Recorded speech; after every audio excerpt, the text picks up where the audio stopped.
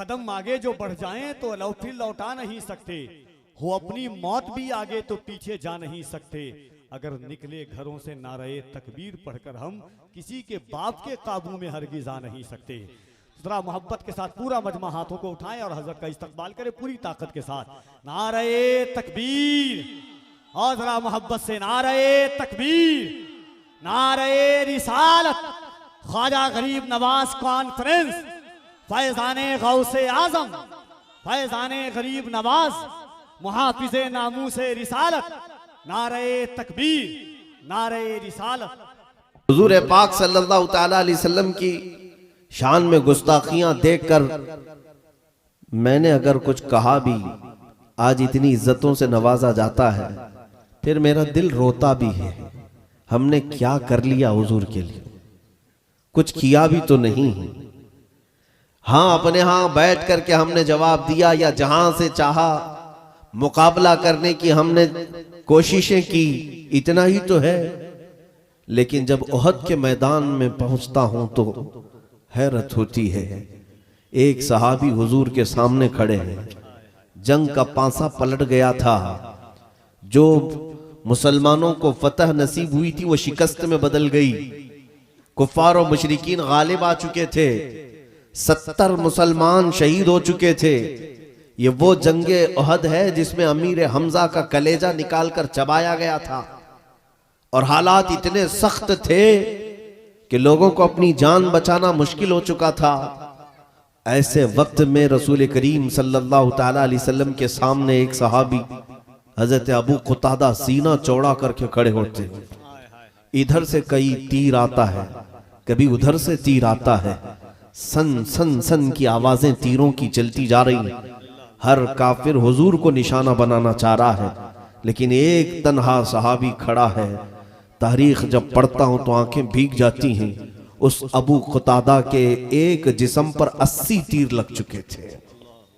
80 तीर पैवस्ता हो चुके, पैवस्त हो चुके। लेकिन कमाल है उस आशिक सादिक का, पांव हटे कदम तक नहीं हटता। यहां तक के तीर चलते चलते एक तीर ऐसा भी आया कि उनकी आंख में घुस गया। आंख की पुतली बाहर आ गई, आंख का ढेला उनके रुखसार पर लटक गया। लेकिन उस आशिक सादिक ने अपने कदम नहीं हटाए। मेरी जिंदगी से कई दर्जे बढ़कर मेरे रसूलुल्लाह के कदम हैं। हुजूर की तरफ एक तीर तक जाने नहीं दिया। नबी मुख्तार सल्लल्लाहु ताला अलैहि वसल्लम ने खुद उन्हें बुलाया, अबू कुतादा आ जाओ, आ जाओ, बस करो। डिफेंस करने की बात करते हैं, तहफ्फुज़ नामूस रिसालत की बात करते हैं। मेरे अजीजों, जिसने 80 तीर खा लिए, पलट करके हुजूर की तरफ अपनी आंख की पुतली हथेली में लेकर खड़े हो गए। रसूल पाक सल्लल्लाहु ताला अलैहि वसल्लम ने अपने हाथों से उनकी आंख को अंदर किया, अपना लुआबे पाक लगाया।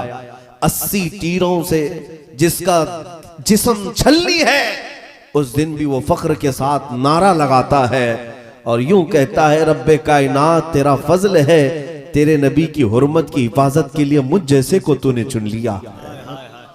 घर में बैठ करके बात करना और होता है, और अपने मजमे में, अपने जलसे में बुलंद आवाज से नारा लगा लेना और होता है। नबी पाक की शान पर हमला हो जाए। ओहद की एक और तारीख में बताऊं, जब जंग ओहद खत्म हो गई, शाम का वक्त था, लाशें उठाई जा रही थी सहाबा की। 70 लाशें उठाई गई, 70 लाशें उठाई गई। रसूल पाक सल्लल्लाहु ताला अलैहि वसल्लम उन लाशों की तरफ देखकर अपने एक चहेते सहाबी का नाम लेकर पुकारते हैं, साद इब्ने रबी कहीं है? साद इब्ने रबी इन लाशों में दिखता नहीं। वो हुजूर का चहेता सहाबी, जवान सहाबी। हुजूर 2 सहाबा को कहते, मैदान में ढूंढो, मेरा वो साद जिंदा है या इंतकाल कर गया, जाओ ढूंढ कर लाओ।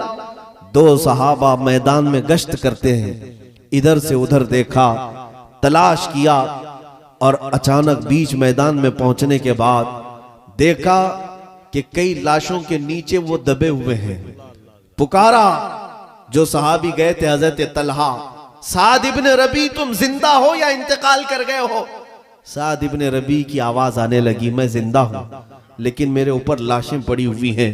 वो आए हुए 2 सहाबा ने उन लाशों को हटाया, तो देख करके इनकी आंखें फटी रह गईं। साद इब्ने रबी इस हालत में जिंदा थे कि उनके जिस्म पर 12 नेज़े लग चुके हैं, पेट फट चुका था, पेट फट चुका था और रूह बाकी थी, जिसका पेट फटकर अंतड़ियां बाहर आ रही हो और अभी रूह चल रही हो। वो 2 सहाबा आए साद को उठाने के लिए तो उठ नहीं सके। कहा कैसे आना हुआ? आने वाले दोनों सहाबा ने कहा साद तुझे अल्लाह के रसूल ने याद किया, मेरे आका तुझे पूछ रहे थे। साद इब्ने रबी इतना सुनते ही उसी मैदान में खून में लथपथ हालत में कहते हैं, ऐ मेरे दोस्तों जाओ मेरे नबी को मेरा सलाम कह देना, शायद मैं हुजूर तक चलकर नहीं आ सकूंगा, मेरी सांसें इतनी बाकी नहीं है, मैं अनकरीब अब हमेशा के लिए चुप होने वाला हूं, जाओ मेरे रसूल को सलाम कह देना। लेकिन साथ में वो साद इब्ने रबी ने एक जुमला ऐसा कहा जो हमारी रूह को झिझोड़ देता है। हम जैसे जवानों की ताकत को बार बार ललकारता है उनका जुमला, ऐ दरभंगा के गयूर जवानों, अल्लाह ने तुम्हें ताकत और कुव्वत दी है, सेहत और तवानाई दी है, तुम ये समझते हो कि ये बाजू हमारे सिर्फ जिम करने के लिए, क्रिकेट खेलने के लिए और फुटबॉल वॉलीबॉल खेलने के लिए है। सुनो उस साद इब्ने रबी की जवानी को जिसका पेट फट चुका, और उनकी खैरियत मालूम करने के लिए जो 2 सहाबा आए उनसे कहते हैं, ऐ मेरे दोस्तों वापस जाना तो मेरी कौम को ये पैगाम दे देना, मेरी कौम को ये पैगाम दे देना, साद इब्ने रबी तो मर रहा है, लेकिन अगर तुम सबके सब जिंदा रहे और तुम्हारी जिंदगी में अगर कोई हुजूर तक हाथ भी बढ़ा दिया, कयामत के दिन साद उसे नहीं छोड़ेगा, कयामत के दिन उसका कोई उज़्र कबूल नहीं किया जाएगा। ये कहते हुए उनकी सांसें खत्म हो गई। एक रिवायत में मैंने ये भी पढ़ा, साद इब्ने रबी ने आने वाले दोनों सहाबा से कहा, जाओ मेरे आका से इतना कह देना, उज़्रन लक या रसूल अल्लाह, ऐ अल्लाह के नबी मुझे माफ कर दे, मैं आपकी हिफाजत का हक अदा नहीं किया। कौन कह रहा है? जिसके जिस्म पर 12 नेज़े लगे हों, सीना फट रहा हो, पेट फटकर अंतड़ियां बाहर आई, और वो कहता है कि मैंने रसूलुल्लाह की हिफाजत का हक अदा नहीं किया। हम बिस्तरों पर रात भर आराम करते हैं, नरम नरम ग़िज़ाएं खाकर, ऐश और इशरत के घरों में हम आराम करके फिर यहाँ बैठकर नारे लगाकर हम ये कहते हैं कि हम हुजूर की इज्जत की हिफाजत कर रहे हैं। अजीज़ान गिरामी, सच कहा था शायर ने, ये शहादत गहे उल्फत में है कदम रखना, लोग आसान समझते हैं मुसलमान होना। तुमने अभी हुजूर के नाम पर बर्दाश्त ही क्या किया है? हुजूर के नाम पर अभी सहा क्या है? कुछ भी तो नहीं। आज मुझे बताओ किसने तुम्हारी गर्दन पर तलवार रखी कि तुम नमाज पढ़ोगे तो गर्दन काट दी जाएगी? आज तक मेरे ख्याल से हिंदुस्तान की सरजमीन पर किसी मस्जिद में तलवार तुम्हारी गर्दन पर नहीं रखी गई। कौन तुम्हें रोकता है नबी पाक की शान में नाते पढ़ने से? कोई है?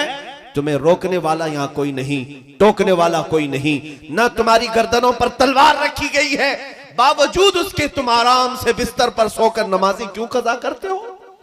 हुजूर के नाम पर कोई आज तक तुम्हें रोकने वाला नहीं कि तुम मोहम्मद मोहम्मद सुबह शाम पुकारते रहो। मजाल है यहाँ किसी की कि तुम्हारी जुबान खींचे, बावजूद उसके तुम्हारी जुबान आज गंदे गानों की और गंदे नगमों की दिलदादा हो चुकी है, और तुम्हारी जुबानों पर इश्क रिसालत मुआब के नगमे नहीं आते, हुजूर की नाते नहीं आती। कुछ तो हमें बदलने की जरूरत है। ऐ मेरे अजीजों, आज जो लोग ये वावेला मचा रहे हैं कि हमारा माहौल खराब हो गया, क्यों ना खराब होगा? इस्लाम को तुमने अपने घरों में अजनबी कर दिया है, नबी पाक की सुन्नतों से तुम खुद ना आशना होने लग गए। हमारे मुआशरे में अब मुझे बताओ, अभी अगर मैं एक नारा लगाऊं हुजूर के नाम पर, गर्दन कौन फिदा करेगा? हर एक के 2-2 हाथ उठ जाएंगे, गर्दनें उठ जाएंगी। मेरे अजीजों, जो हुजूर के नाम पर गर्दन कुर्बान कर सकता हो, रसूल पाक पर जान देने की बात करता हो, वो फजर में अपना बिस्तर छोड़ने को तैयार नहीं। अल्लाह के घर से उसे बार बार बुलाया जाता है, वो नमाज की तरफ आने को तैयार नहीं। कौन सी जान दोगे? कौन सी जान दोगे? मेरे अजीजों, इस्लाम को हमने आज अपने घरों में अजनबी कर दिया। मैं 2 दिन पहले की बात है, रात भर पढ़ता रहा और आंखें डबडबाती रही। तारीख पढ़ने के बाद मैं नौजवानों को गुजारिश करूंगा, इंटरनेट तुम्हारे हाथ में है, मोबाइल तुम्हारे हाथ में है, सिर्फ गेम खेलने के लिए नहीं है, सिर्फ गंदी तस्वीरें सर्च करने के लिए या दिन भर फेसबुक, व्हाट्सएप, इंस्टा पे चैटिंग करने के लिए नहीं है। थोड़ा तारीख इस्लाम का मुताला भी कर लो, तुम्हारे जियाले, तुम्हारे असलाफ के किरदार का मुताला भी कर लो। तुम किसके वारिस हो ये भी जरा पढ़ लिया करो, तुम किसके वारिसीन में शुमार किए जाते हो ये भी जरा मुताला कर लो। मुझे हैरत हुई जब पढ़ रहा था, ये वो इस्लाम है जो एक रेगिस्तान की सरजमीन से निकला, देखते देखते पूरी दुनिया में छा गया। वो मदीने के छप्पर के घरों से निकला था। खाने पीने की किल्लत ऐसी कि एक खजूर पर 4 सहाबा पूरा दिन गुजार लेते। जब खंदक खोदने की बात आती, पेट पर पत्थर बांधकर 2-2 दिन तक भूखे रह जाते। लेकिन उन फाका कशों को देखो तो जरा, पैरों में चप्पल नहीं, पहनने के लिए कपड़े पूरे नहीं, लिबास में पैबंद लगा है। मस्जिद में जब आते, मस्जिद नबवी में सजदा करके उठते थे, सबकी पेशानियां कंकरियों से छुपी हुई होती। वो नंगी जमीन पर सजदा करने वाले दीवान गाने इश्क मोहम्मद, लेकिन जब बात करते थे तो कैसर और किसरा को पलटने की बात करते थे। रोम के तख्त को पलट दिया, किसरा के गुरूर को, उसके घमंड को मट्टी में मिला दिया, खाक में मिला दिया। अरे जिस तरफ गए सैले रवां बहता चला गया। हम तारीख पढ़ रहे थे, आखिर क्या चीज थी उनके पास जो ये कहते थे दश्त तो दश्त है, दरिया भी न छोड़े हमने, बहरे जुल्मात में दौड़ा दिए घोड़े हमने। उन्हें ना कोई समंदर रोक पा रहा था, ना कोई आंधी रोक पा रही थी, ना कोई जंगल रोक पा रहा था, ना कोई दरिंदा रोक पा रहा था। आखिर कौन सी वो ताकत थी, उनकी सीमा क्या थी, उनकी सरहदें क्या थी? अल्लाह अल्लाह। आज 25-30 करोड़ मुसलमान परचम इस्लाम लहराने के लिए झिझक महसूस करते, डर महसूस करते, पता नहीं कौन आ जाएगा, कौन क्या कर लेगा। लेकिन तारीख का मुताला करता हूं तो फिर पता चलता है बड़े बड़े राजे महाराजे और घमंड और गुरूर के नशे में यहां चूर लोगों के दरमियान एक मर्द कलंदर गरीब नवाज आया, मोइनुद्दीन हसन चिश्ती आया। न उसने ताकत के गुरूर को देखा, न सामने वाले की हैसियत को मलहूज रखा, बल्कि वो अल्लाह उसके रसूल पर तवक्कुल करते हुए अपने सजदों से इस सरजमीन को ऐसा लालाजार बनाया कि जिस जगह देखो उस गरीब नवाज के नाम की आज भी धूम है। आखिर कौन सी ताकत थी?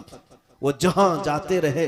इकबाल इसीलिए तो कहता है, कुछ बात तो है कि मिटती नहीं हस्ती हमारी, सदियों रहा है दुश्मन दौरे जमा हमारा, रुकता न था किसी से सैले रवा हमारा, हर जगह फतह के झंडे तुमने गाड़े, ईरान को घुटने टेकने पर मजबूर किया, स्पेन में इल्म की शमे ऐसी रोशन की कि यूरोप के बड़े बड़े बादशाह अपने बेटों को उलमा इस्लाम के पास पढ़ाने के लिए फक्र करते हैं। ये तारीख थी हमारी, ये तारीख थी। लोगों को हमने खाने का सलीका दिया, पहनने का तरीका बताया। अफ्रीका के जंगलों में रहने वाले वहशी लोगों को मुस्तफा करीम की इज्जत से सरशार किया, मोहब्बत से सरशार किया। ये तारीख थी हमारी। हिंदुस्तान तिजारत करने के लिए अगर आया कोई सहाबी और रसूल तो खुशबू मुस्तफा बसा कर चला गया। लेकिन मेरे अजीजों, आज तो करोड़ों की तादाद, इधर देखो तो टोपियों की, इधर देखो तो दाढ़ियों की एक जमात की जमात नजर आती है। लेकिन फिर मुझे वो हदीस याद आती है, मेरे आका ने फरमाया, यूशकु अन तदाअ अलैकुमुल उमम कमा तदाअल अकिलतु इला कुसअतिहा। हुजूर फरमाते एक जमाना तुम पर ऐसा आएगा कि सारी कौमें तुम पर झपट पड़ेंगी जैसे भूखा बर्तन पे झपटता है। सहाबा ने पूछा था, यौम इदिन नहनु यौम इदिन मिन किल्लतिन या रसूल अल्लाह, या रसूल अल्लाह क्या उस जमाने में हमारी तादाद कम होगी? हुजूर फरमाते वलाकिन्नकुम कसीरून गुसाअन का गुसाइस सैल, नहीं तुम्हारी तादाद तो बहुत ज्यादा होगी लेकिन तुम्हारी हैसियत समंदर के झाग की तरह होगी, समंदर के झाग की तरह। इधर से हवाई झाग उड़ गया, उधर से हवाई झाग उड़ गया। यही तो आज हालत है। एक पार्टी इधर से हमें किक मारती है, उधर जाकर पना ले लिया, उधर से मारती इधर आके पना ले लिया। ये क्यों हालात है? इस पर मैं आता हूं मेरे अजीजों। मुझे इकबाल के वो तराने याद आते हैं जिसमें उसने कहा था, टल न सकते थे जंग में अगर अड़ जाते थे, पांव शेरों के भी मैदान से उखड़ जाते थे, तुझसे सरकश हुआ कोई तो बिगड़ जाते थे। अरे तेग क्या चीज, हम तोप से भी लड़ जाते थे। आ गया ऐन लड़ाई में गर वक्त नमाज, किबला रूह हो के जमीन बोस हुई कौम हिजाज। एक ही सफ में खड़े हो गए महमूद और अयास, न कोई बंदा रहा न कोई बंदा नवाज। पूरी दुनिया को सलीका देने वाली ये कौम, पूरी दुनिया को ताकत देने वाली ये कौम, पूरी दुनिया को शमाए इल्म से रोशन करने वाली ये कौम, पूरी दुनिया को हुकूमत के आदाब सिखाने वाली ये कौम, पूरी दुनिया को लॉ और कानून देने वाली ये कौम, पूरी दुनिया को उठने बैठने चलने फिरने हत्ता के इस्तिंजा का सलीका देने वाली ये कौम। लेकिन इस कौम का आज हाल ये है कि आज लोगों के ठोकरों पर पड़ी हुई है। आज हमारी हैसियतों को बताने की जरूरत नहीं, मैं एहसासे कमतरी में ले जाना नहीं चाहता, लेकिन ये हकीकत है, ये फैक्ट है, तुम्हें तस्लीम करना होगा। वो सैले रवा हमारे पास उससे भी बड़ा है, लेकिन अब हम सिमटते चले गए। हम तो एक मस्जिद का मीनार नहीं बचा पा रहे हैं, एक मिंबर नहीं बचा पा रहे हैं। अब हमारी दरगाहें खतरे में हैं। कभी मज़ारात की चादरें जला दी जाएं, कभी किसी आलिम की दाढ़ी पकड़कर मोड़ दिया जाए, उसे राम राम चिल्लाने पर मजबूर किया जाए, कभी किसी को सिर्फ गाय के गोश्त के नाम पर कत्ल कर दिया जाए। पूरा मजमा तो, पूरा हिंदुस्तान तो सिर्फ वीडियो वायरल करने में मसरूफ है, एक दूसरे को इधर उधर शेयर करने में मसरूफ है। बाकी हालात तो ये है मेरे अजीजों, सिंध की सरजमीन पर 4 औरतों के साथ गुंडों ने इस्मत दरी की थी, तो 19 साल का मोहम्मद बिन कासिम अरब से 10,000 का लश्कर लेकर हिंदुस्तान आ गया था। कौन है जो मेरी बहनों की तरफ आंख उठाकर देखा? और मोहम्मद बिन कासिम जब 19 साल की उम्र में हिंदुस्तान आया था, राजा दाबिर सिंह से उसने मुकाबला किया। किस बात पर? सिर्फ 4 औरतों की इज्जत के साथ उसके गुंडों ने खेला था। मोहम्मद बिन कासिम ने लड़ाई ऐसी की थी, न राजा का नामो निशान रहा, न गुंडों का नामो निशान रहा। पूरे तख्त और ताज का तन्हा मोहम्मद बिन कासिम मालिक बनकर रहा। वो तो फतह करने नहीं आया था, अपनी बहनों की चीख सुन करके आया था। यहाँ तुम्हारे पड़ोस से न जाने कितनी माएं चीख रही हैं, कितनी बहनें अपनी इज्जत को लुटती हुई शिकायतें करती हैं, किसी के कानों पे जूं तक नहीं रेंगती। अजीजा ने गिरामी, ये सारी इज्जतें बाद में हमारी माएं लुटती हैं, बेटियां लुटती हैं, मस्जिदें लुटती हैं, खानकाएं लुटती हैं, ये सब बाद में। इससे बढ़ करके तो ये है, शर्म से डूब मरने की बात। मुझे एक बात याद आती है, बरेली शरीफ हाजिर हुआ था, वहां के बुजुर्ग और खानकाहे रज़विया की आबरू मेरे साथ मुसाफे के दौरान उन्होंने मोहब्बत के साथ कहते कहते उनकी आंखों से आंसू मैंने देखे। कहा कि मौलाना आप बात तो कर रहे हैं, खिताब कर रहे हैं, हिंदुस्तान में मुसलमान है कहां? हिंदुस्तान में मुसलमान है कहां? मैंने कहा कि हुजूर बड़ा जुमला है, आप ऐसा क्यों फरमा रहे हैं? कहा कि जब हिंदुस्तान की सरजमीन पर से अल्लाह रब्बुल इज्जत को गालियां दी जाए, रसूलुल्लाह के मुतालिक जिना के इल्जामात लगाए जाएं, तो फिर मुसलमान है कहां? मुसलमान है कहां? आपको पता है, एक औरत की इज्जत पर हमला आवर हुआ था कोई गुंडा, तो अरब से ईमान वाले चले आए थे। गज़वे तबूक क्यों हुआ था? एक हुजूर के कासिद को एक बादशाह ने जुल्मन कत्ल किया था, तो पूरे मदीने के सहाबा निकल आए कि रसूलुल्लाह के कासिद के साथ कैसे बेहुरमती हुई। पूरी जंग हो गई तबूक की। गज़वे बनी मुस्तलक में हुआ क्या था? मक्का की एक औरत का बुर्का निकाल दिया था एक यहूदी ने, खुद रसूलुल्लाह चल पड़े सहाबा के साथ। अरे वहां नौजवानों की इज्जत पर बात आती तो पूरा मदीना निकल पड़ता, यहां खुद बजाते खुद रसूलुल्लाह की इज्जत की बात आई। लोग अपनी कुर्सियां संभालने में मसरूफ हैं, लोग अपने घर बार संभालने में मसरूफ हैं। मुझे इस बात का अंदेशा जरूर है कि मेरी इस गुफ्तगू का ये दज्जाली मीडिया क्या असर लेती है और हमारे मुखालिफ दुश्मनान इस्लाम क्या असर लेते हैं। मुझे अच्छी तरह मालूम है कि यहाँ पर हमें ये कह दिया जाएगा कि भड़काऊ भाषण है, लोगों को भड़काता है, प्रोवोकिंग करता है, और लोग इससे इंप्रेस होकर मर्डर तक कर जाएंगे, फला कर जाएंगे। तुम 1000 मेरे मुतालिक कह लो, मुझे इसकी फिक्र नहीं। तुम मुझे आतंकवाद कह दो, दहशतगर्द कह दो, टेररिस्ट कह दो, मुझे इसकी फिक्र नहीं। मैं रसूलुल्लाह की बारगाह में जाने वाला हूं, कब्र में मुझे उस बात की फिक्र है। फिक्र इस बात की है कि कब्र में जाएंगे तो हुजूर को मुंह दिखाना है। कहीं रसूलुल्लाह ने ये पूछ लिया क्या तू उसी मुल्क से आता है जहां मुझे गालियां दी जाती थी? हमारे पास कोई जवाब नहीं रहेगा। इसलिए जब तक जुबान है, जब तक जिंदगी है, जब तक आजादी है, बोल ले ताकि कब्र में जाने के बाद पछतावा ना हो। ऐ मुसलमानों, मेरी इस तकरीर का अब खुलासा सुन लो। मैंने तारीख तो बताई, उसी कौम से हमारा रिश्ता है जो 313 होते, लेकिन खौफ उनके दिलों में नहीं था। पैरों में चप्पल नहीं, हाथों में तलवार नहीं, लकड़ी के टुकड़े लेकर चल पड़े बद्र के मैदान में, लेकिन बड़ी बड़ी ताकतों का नशा धूल में मिलाकर आ गए। ये सबको पता है तारीख इस्लाम। वो जो कुव्वत थी, वो ताकत थी, वो क्या थी? वो कौन सी ताकत थी? मैं तुम्हें बताता हूं वो कुव्वत और ताकत क्या थी।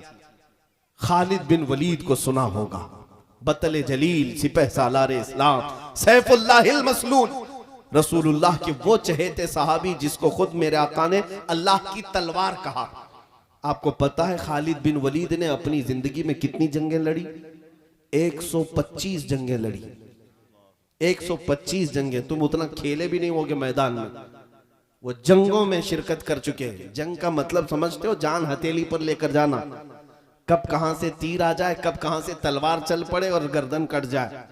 खालिद बिन वलीद खुद कहते हैं मेरे पूरे जिस्म में एक बालिश्त जगह भी बाकी नहीं जहां तीर ना लगा हो, जख्म ना आए हो पूरे जिस्म पर।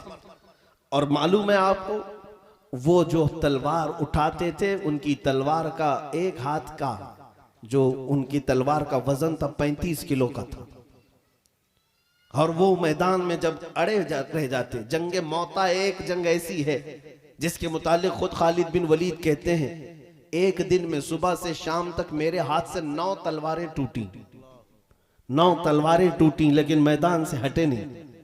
उस खालिद बिन वलीद की बात कर रहा हूं जिसने जिंदगी में 125 जंगें लड़ी और कभी शिकस्त नहीं खाई, कभी शिकस्त नहीं खाई, हमेशा फतह और परचम इस्लाम लहरा कर आते रहे।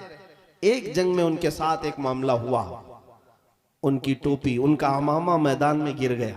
लड़ते लड़ते 4 बड़े बड़े पहलवान उनके सर पर सवार थे, दुश्मनाने इस्लाम। तलवार गर्दन के करीब थी, लेकिन खालिद बिन वलीद ने उस तलवार की तरफ जरा बराबर नजर नहीं की, तवज्जो नहीं किया। अपने अमामा उठाने और अपनी टोपी उठाने के लिए चल पड़े। जंग के मैदान में कोई गर्दन पर तलवार लेकर खड़ा हो, अपना डिफेंस करना चाहिए, अपना बचने की रास्ते देखने चाहिए, ना कि टोपी कपड़ा चप्पल देखें। जंग के उसूल तो ये हैं। लेकिन खालिद बिन वलीद अपना अमामा उठाने के लिए चल पड़े, उठाया, चूमा और फिर रख लिया। जो खड़े थे दुश्मन वो देखते रह गए। पूछा कि तुम ही वो खालिद बिन वलीद हो जो सिपह सालार इस्लाम? कहा मैं हूं। कहा ये ऐसी हरकत तुमने आज की, एक आम फौजी भी नहीं करता ऐसी हरकत, आम सिपाही भी नहीं करता। ऐन जंग के वक्त जब दुश्मन तुम्हारे सर पर खड़ा हो, तुम अपनी टोपी उठाने जा रहे हो, अपने अमामा उठाने जा रहे हो। खालिद बिन वलीद ने कहा नादानो, तुम समझते नहीं, ये मेरे लिए सिर्फ टोपी नहीं है, ये मेरा सिर्फ अमामा नहीं। तुम क्या समझते हो? तुम क्या समझते हो कि खालिद बिन वलीद ने बेवकूफी की? बात दर हकीकत यह है कि मैं इस अमामे को उठाने के लिए इसलिए चल पड़ा कि इस अमामे में मेरे रसूलुल्लाह के 3 मुँह मुबारक रखे हुए हैं। मेरा विजदान ये है, मेरा यकीन ये है।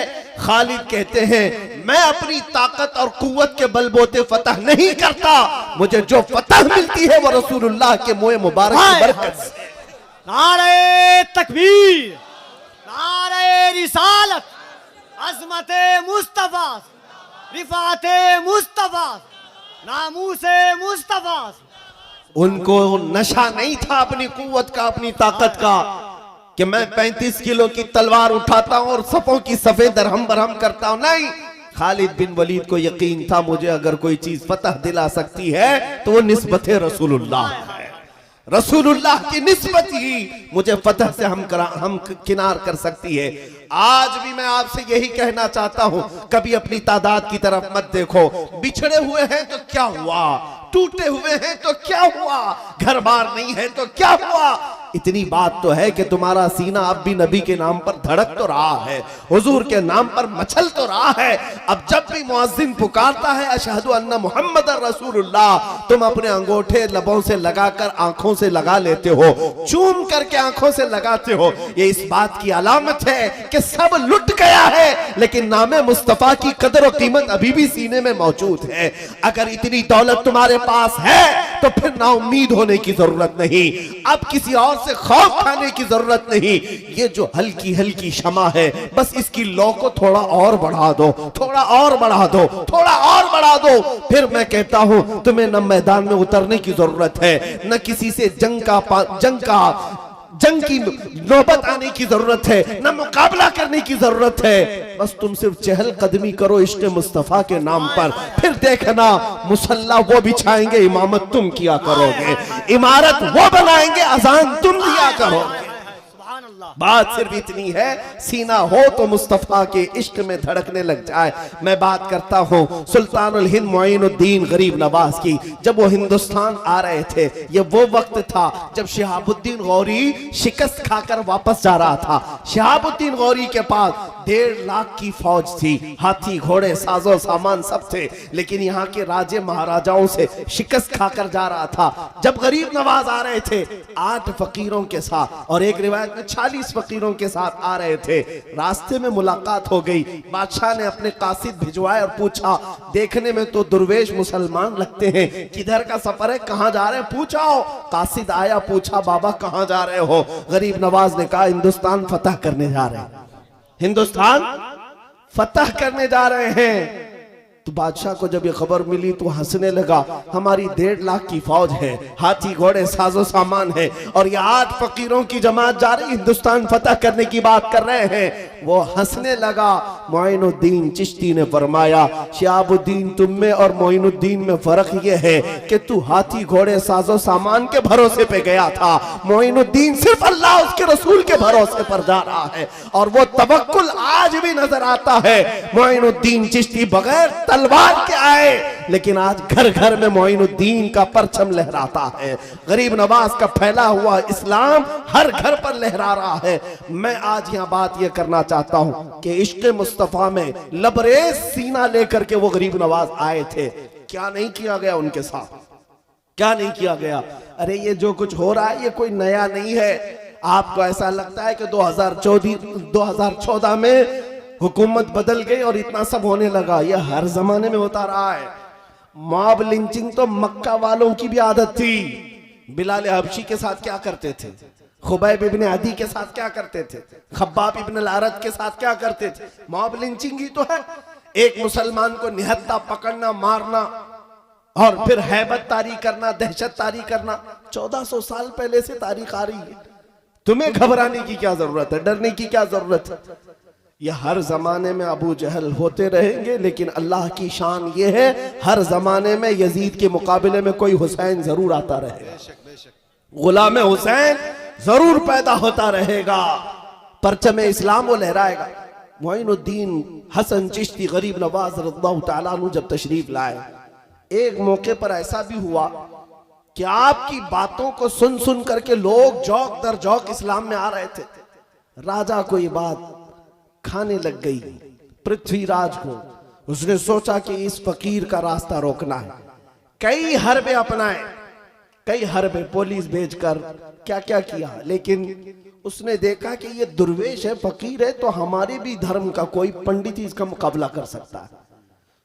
तो उसके धर्म का एक बहुत बड़ा महंत था, पंडित था, उसका नाम तारीख में रामदेव बताया गया है। ये वाला नहीं, ये वाला कोई महंत भी नहीं, पंडित भी नहीं, गरीब नवाज के जमाने का रामदेव, वो दोनों आंखों वाला था। उसको राजा ने बुला करके कहा कि इस फकीर का मुकाबला करना है। वो जादूगरी में भी माहिर था, बड़े से बड़े जादू की कलाएं जानता था। पहले उसने देखा और पूछा कि फलां फकीर जो चंद दिनों पहले ऊंटों को बिठा दिया था वही? कहा वही है। तो उसने कहा ये मेरे बस का काम नहीं, मैं उसके साथ शास्त्रों से मुकाबला नहीं करूंगा। जब राजा ने बहुत ज्यादा जोर दिया तो रामदेव ने कहा ठीक है, मैं जादू के मंत्रों से उसका मुकाबला करूंगा, आप मुझे इजाजत दें। बादशाह ने कहा, राजा ने कहा ठीक है।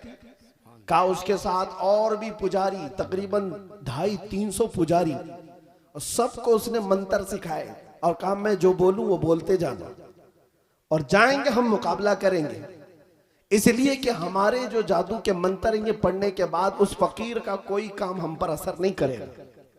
ये चल पड़े 300 लोगों का काफिला। सरकार गरीब नवाज उस वक्त अपने खीमे के बाहर मुसल्ला बिछाए बैठे थे, असर की नमाज पढ़ रहे थे।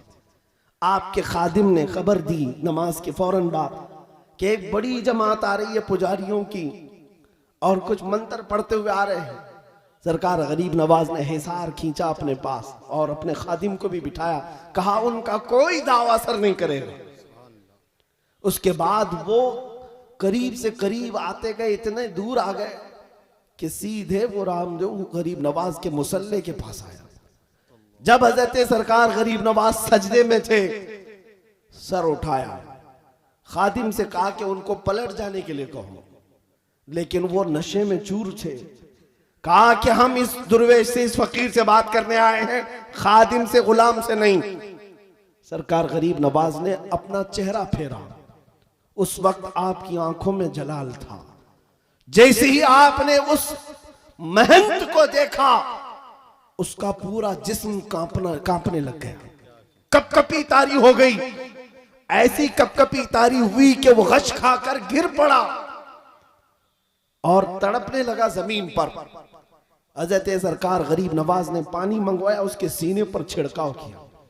सीने पर छिड़कने के बाद हुआ ये कि वो उठा, अपने साथ आए हुए हर पुजारी को पत्थर से मारने लग गया। जितने आए थे सबको मारने लगा। किसी का सर फूटा, किसी की नाक फूटी, हर कोई जान बचाकर भागने लग गया। सब छोड़ छोड़ कर भाग गए, राजा के पास चले गए और कहा जिसको तू हमारा सिपह सालार बनाकर भेजा था वही हमारी कुटाई कर रहा है, वही हमारी धुलाई कर रहा है। अब हुआ ये कि ये बेकाबू सरकश घोड़ा जिस तरह बिदक जाता है, इधर से उधर नाच रहा है। सरकार गरीब नवाज ने उसका हाथ पकड़ा और अपने करीब किया। अपने खादिम से कहा कि अब रामदेव का दिल बदल चुका है, दिल बदल चुका है। इतना कहना था कि वो हुजूर गरीब नवाज के कदमों में गिरा और कहा कि हुजूर हमेशा की गुलामी में मुझे कबूल फरमा, अपने खुदमा में, अपने खद्दामों में मुझे कबूल फरमा ले। हजरत गरीब नवाज ने उठाया और कलमा तैयबा पढ़ाकर सीने से सीना लगाया, और आज भी तारीख में शादी देव के नाम से मशहूर है, शादी देव के नाम से मशहूर है। एक दो नहीं, कई मुकाबले हुए। लेकिन मैं एक बात यहाँ इसलिए अर्ज करना चाहता हूं कि वो तो बिना तलवार के आए थे, बिना हथियार के आए थे, लेकिन सीने में जो इश्क़ मुस्तफा का हथियार था, बड़ी सी बड़ी ताकत को वो सरनिगू कर दिया करता था, घुटने टेकने पर मजबूर कर दिया करता था। इसीलिए कहा इकबाल ने, कुव्वत इश्क से हर पस्त को बाला कर दे, कुव्वत इश्क से हर पस्त को बाला कर दे, दहर में नामे मोहम्मद से उजाला कर दे, कि मोहम्मद से वफा तूने तो हम तेरे हैं, ये जहां चीज है क्या लौहो कलम तेरे हैं। ऐ नौजवानों, मेरा ये मैसेज है, अब दुनिया जिंदगी गुजारने के तौर तरीके बदलो। दुनिया तुम्हारी तरफ आस लगाई देख रही है। कहां है वो मोहम्मद अरबी के गुलाम, कहां है वो जो इज्जतों की हिफाजत करते। बच्चियों के चेहरों से आज नकाब हटाए जा रहे हैं, हिजाब हटाए जा रहे हैं। क्या तुम तमाशा बीन बन करके रह जाओगे? नहीं, बल्कि जुल्म के खिलाफ आवाज उठाने वाले का नाम गुलाम मुस्तफा हुआ करता है, गुलाम हुसैन हुआ करता है। करबला की दास्तान दोहराई जाए तो दोहराई जाएगी, हमारी गर्दनें जाती हैं तो जाएं, लेकिन किसी का खसारा नहीं होना है। इतनी बात याद रखे, हमारी गर्दनें कट जाती हैं हक की आवाज बुलंद होने पर। न मेरे घर में कोई यतीम होगा, न हमारी बीवियां बेवा होंगी, कुछ नहीं होना है। बल्कि तारीख बताती है इस्लाम जिंदा होता है हर करबला के बाद अगर मिट भी गए, मौला तबारक व तआला हमेशा तुम्हारा नाम जिंदा रखता है, जिंदा जावेद बन जाओगे। इसलिए हक की आवाज उठाना, जुल्म के खिलाफ बोलना सीखो। घरों में मसलहत के पर्दों में छुपना अब छोड़ दिया करो। औरतों से भी बताओ कि अगर पैदा करना हो तो बच्चे टीपू सुल्तान की तरह पैदा करे, सलाहुद्दीन अय्यूबी की तरह पैदा करे, शहाबुद्दीन गौरी की तरह पैदा करे, कि जो इस्लाम और बानी इस्लाम की तरफ उठने वाली उंगलियों का मुंह तोड़ जवाब दे सके। मेरे अजीजों, अब तुम्हारा वक्त आ चुका है जिसको इकबाल ने कहा था, कुफ्र दम तोड़ देगा टूटी हुई शमशीर के साथ। तुम्हारे पास कुछ नहीं है, कुछ नहीं है, पता है। हर कोई यही कहेगा, मौलाना बड़ी बड़ी बातें कर रहे हो आप, है क्या इनके पास?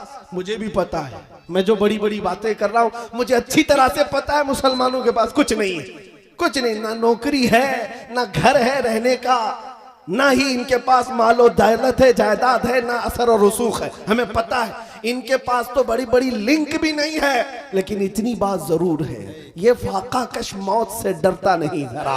रूहे मोहम्मदी इसके बदन से निकाल दो। ये सारा यूरोप कह रहा था इनके पास कुछ नहीं है, ये कुछ नहीं कर सकेंगे, लेकिन फिर भी डर इस बात का था कि सीने में इश्क मोहम्मदी है। अगर ये बेदार हो गया, ये इश्क जवान हो गया, तो फिर हर ताकत को सोने पर मजबूर कर देगा। इसलिए मैं आपसे कहना चाहता हूं, सब चला गया तो कोई हरज नहीं। अपने इश्क मुस्तफा के साथ किसी के साथ समझौता नहीं करना और किसी के साथ सौदेबाजी ना करना।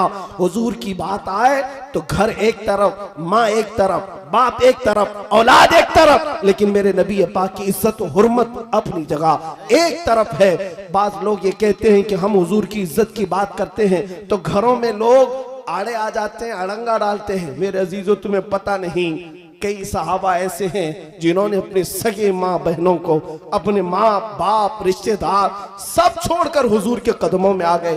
तुम्हें सुहैब रूमी की अगर बात बता दूं, 27 साल के जवान सहाबी हैं, हुजूर का कलमा पढ़ा तो माँ बाप दुश्मन हो गए, माँ बाप दुश्मन हो गए।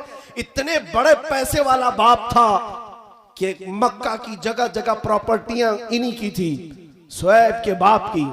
हजरत सुहैब जब देखते हैं हुजूर मदीने जा चुके, आए घर में और कहा मैं भी मदीने जा रहा हूं। बाप ने कहा अगर जाना है तो सारी दौलत तेरी खत्म कर दी जाएगी, एक पैसा भी नहीं दिया जाएगा।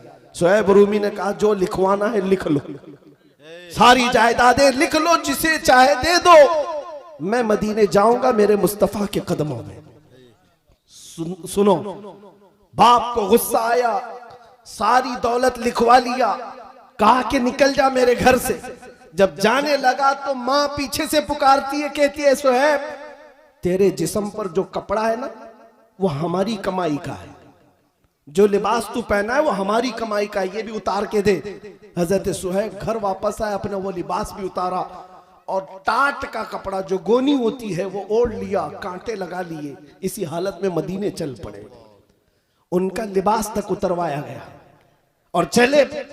अभी मक्का की सरहद खत्म भी नहीं हुई थी, बाप बड़े पैसे वाला मक्का के गुंडों को पैसा दे करके भेजता है और कहता है कि मेरा बेटा मदीना जा रहा है, उसे बीच रास्ते में इतना मारो कि वो वापस घर आ जाए। गुंडों को पैसा देकर लगवाया। बीच रास्ते में गुंडे आए, सुहैब रूमी के साथ लड़ाई झगड़े शुरू हुए, घोंसे मारे गए, लात मारे गए, क्या क्या मारा गया। उनकी नाक फट गई, आंख अंदर गई, गाल सूज गए, जगह जगह से हड्डियों पर जख्म। उसके बाद उठते हैं और कहते हैं तुमने अपना काम कर लिया, तुम वापस जाओ, मैं फिर भी मदीने जा रहा हूं, मैं मदीने जा रहा हूं। टाट का लिबास, जगह जगह से जख्म, हड्डियों को तोड़ दिया गया। लेकिन इसी लंगड़ाते हुए माजूरी के आलम में 9 दिन का पैदल सफर करके वो मदीने आ रहे हैं। माँ बाप ने सब छीन लिया, रिश्तेदारों ने छीन लिया, लेकिन इधर जब आ रहे थे, रिवायत है कि मस्जिद नबवी से उस दिन शाम के वक्त मेरे आका बाहर निकलकर अपनी गर्दन ऊंची कर करके बार बार किसी का इंतजार कर रहे थे। साहबा ने पूछा हुजूर कोई आ रहा है? हुजूर ने कहा हाँ, मेरा एक दर्दमंद आशिक मेरी मोहब्बत में जख्म खाकर आ रहा। साहबा ने देखा वो कोई और नहीं, सुहैब आ रहे थे। जब वो करीब आए तो लंगड़ाते हुए आए, जगह जगह जख्म था, टाट का लिबास पहने हुए थे। जैसे ही करीब आए, मेरे आका ने उनको सीने से सीना लगाया, अपनी चादर उठा करके उनको पहना दिया, चादर लपेट दिया। चादर जैसे ही लिपट गई, सुहैब के जुबान पर अब मुस्कुराते हुए ये जुमले आते हैं, कहते हैं मेरे दोस्तों, लोगों ने मुझे मारा तोड़ा, मेरे माँ बाप ने सब छीन लिया, नबी पाक ने चादर क्या पहनाई, सारे जख्म काफूर हो चुके, सारे दर्द खत्म हो गए, मुझे कोई दर्द भी याद नहीं, कोई जख्म भी याद नहीं। वो सुहैब जिंदगी भर उस चादर को साथ रखते रहे, यहां तक कि अपनी वफात के वक्त भी ये वसीयत कर करके गए कि अगर मैं मरूं तो मेरे कब्र में यही चादर कफन के तौर पर पहनाना। इसलिए कि ऐ लोगों, जब सगी मां ने मेरे कपड़े उतरवाए थे, उस वक्त अगर मुझे किसी ने कपड़ा दिया था तो वो ताजदार मदीना की जात थी। अजीजा ने गिरामी, उन सहाबा ने सब कुछ छोड़ा था हुजूर के नाम पर। अगर तुम्हारी जिंदगी में कभी ऐसा मौका आए तो ये मत देखना ये 4 दिन की दुनिया को राजी रख सकूंगा, मौलाना के साथ नहीं जाऊंगा, ये राजी रहेंगे, कभी नहीं हो सकेगा, ये कभी राजी नहीं होंगे। अगर ज्यादा से ज्यादा इनकी दोस्ती चलेगी तो तुम्हारी कब्र तक, कब्र में दफन करने के बाद घंटा भर भी तुम्हारी कब्र पर कोई बैठने वाला नहीं। ये करीबी दोस्त, करीबी भाई भी तुम्हारे कब्र की तख्तियां बंद करके निकल आता है, मुर्दा चीखता रहता है, ऐ मेरे दोस्तों थोड़ी देर और बैठ जाओ, थोड़ी देर और बैठ जाओ, लेकिन तुम उसे कब्र में दबा करके आते हो। जानते हो एक सुराख भी रोशनी का नहीं होता, हवा की कोई खिड़की नहीं होती। उस अंधेरी कब्र में अगर कोई आता है तो सिर्फ ताजदार मदीना की जात आती, कोई नहीं आता, कोई नहीं आता। जिनके लिए तुमने यहां दुनिया में किससे किससे दुश्मनियां मोल ली, यही वो जवान दोस्त तुम्हारा लाशा उठाकर कब्र में अंदर दफना कर चले आते हैं। लेकिन वहां भी अगर कोई आ रहा है, वो मदीने का ताजदार आ रहा है। इसलिए जवानों, मुजद्दिद की बात सुनो, बरेली की आवाज सुनो। उस बरेली के इमाम ने कहा था, आज ले उनकी पनाह, जब जाकर उनका सामना करना ये है, आज ले उनकी पनाह, आज मदद मांग उनसे, फिर न मानेंगे क़यामत में अगर मान गया। अल्लाह तबारक व तआला कहने सुनने से ज्यादा अमल की तौफीक अता फरमाए। दरभंगा के गयूर जवानों, गरीब नवाज से निस्बत रखने वाले सुन्नी मुसलमानों, इतनी मेरी बात याद रख लेना, गाने बजाने फिल्मी दुनिया से बाज आ जाओ। ये दुनिया तुम्हें कुछ नहीं देगी, न इज्जत देगी, न शोहरत देगी, न दौलत, न ताकत। तुम्हारी इज्जत, तुम्हारी कामयाबी, तुम्हारा सब कुछ रसूलुल्लाह के कदमों से वाबस्ता है। आ जाओ उस मकीने गुंबदे खजरा की छांव में, अगर बिलाल भी आता है तो रसूल पाक उसे खाने काबा की छत पर चढ़ा देते हैं। अगर वहां कहीं सलमान फारस से आते हैं, रसूलुल्लाह उन्हें अपने घर वाला बताकर इज्जत से नवाजते हैं। तुम अगर हिंदुस्तान से निकलकर मेरे मुस्तफा को हाजिर और नाजिर जानकर अपने आप को पेश कर दो, आका दहन में जुबान तुम्हारे लिए, बदन में है जान तुम्हारे लिए, हम आए यहाँ तुम्हारे लिए, उठे भी वहां तुम्हारे लिए, तो याद रखना जिसने अपने आप को हुजूर के हवाले कर दिया, फिर जवाब मदीने से आता है कि मेरे आशिक, तू मरेगा हिंदुस्तान में लेकिन तेरी रूह पहुंचेगी जन्नतुल बकी में, हुजूर के कदमों तक। हमने आला हजरत को सुना है, बरेली में इंतकाल हुआ लेकिन मदीने में रसूलुल्लाह ने इस्तकबाल किया। ये जिंदगी गुजारो कि मरने के बाद भी इज्जत हो और अल्लाह की बारगाह में सुरखरुई हो। मौला करीम इन आले रसूल औलाद अली के सदके हमें जिंदगी में खुराफात और लगविया से महफूज व मामून फरमा दे। ए करीम खुदा, जितनी जिंदगी हमारी बाकी है, ये सारी सांसें हुजूर के नाम पर कुर्बान करने की तौफीक अता फरमा। मौला हम सबको वो ताकत हैदरी अता कर, कुव्वत हैदरी अता कर कि तेरे नबी के गुस्ताखों को फना फिन्नार करें और उन्हें कैफरे किरदार तक पहुंचाएं। ऐ मौला, मुसलमानों की कोई भी इज्जत व वक़ार को वापस अता फरमा दे, इनकी आबरूओं को फिर से अता कर दे, इनके दिलों को मुत्तहिद कर दे, इन्हें फिर से जोड़ दे, एक परचम के तले इन्हें सबको जमा कर दे। ऐ रब्बे जुल जलाल, इनके दिलों को हुजूर की मोहब्बत में धड़कने वाली सांसें अता कर, इनके खून की नस नस में मौला हुजूर की मोहब्बत अता फरमा। व सल्लल्लाहु तआला अला खैर खल्क़िही मुहम्मद व आलिही व अस्हाबिही अजमईन व आखिरु दावाना अनिल हम्दुलिल्लाहि रब्बिल आलमीन।